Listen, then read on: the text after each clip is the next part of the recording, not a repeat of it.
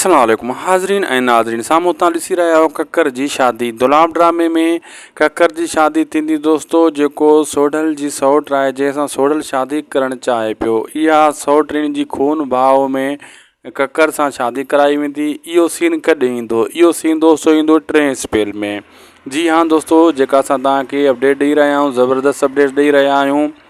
ककर जी शादी कई वेंदी सोढल जी सौट सां, ऐं सोढल कोशिशि में हुयो त इन सां शादी आऊं कंदुसि, ऐं उहा वरी खून भाव में ॾिनी वेंदी ककर खे। ऐं ककर जो अचण वारनि एपिसोड में 3 स्पेल में इहे सीन ईंदा, ऐं इन्हनि जो ठाह कराईंदो शाहनवाज़ खान ऐं मंसूर खान, ऐं कोशिशि कंदो जो ठाह थी वञे। पोइ ठाह में इहो फ़ैसिलो पवंदो त तव्हां खून भाव में हुननि खे ॾियो। छो दोस्तो, अञा जोड़ो हिननि जो वधंदो जीअं ड्रामो हली रहियो आहे। त अञा पहिरियों स्पेल आहे, ज़ाहिर ॻाल्हि हुननि जा बि हिकु अधु मुड़ुसु मरदा। पोइ खून भाव में जेको मुराद वारनि जी इहा छोकिरी ॾिनी वेंदी रहज़न वारनि खे, ऐं ककर सां निकाह करायो वेंदो।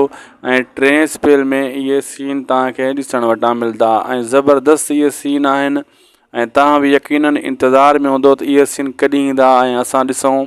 दोस्तो इहे सीन 3 स्पेल में ईंदा। 3 स्पेल यानी 50 एपिसोड खां अॻिते 60-70 इन्हनि जे विच में जेको आहे न इहे सीन ईंदा, ऐं ज़बरदस्त ड्रामो तेसि ताईं थी वेंदो। ऐं हर माण्हू खे इन शइ जो इंतज़ारु आहे त अॻिते छा थींदो। अॻु जी अपडेट असां तव्हांखे पहिरियों ॾींदा था वञूं।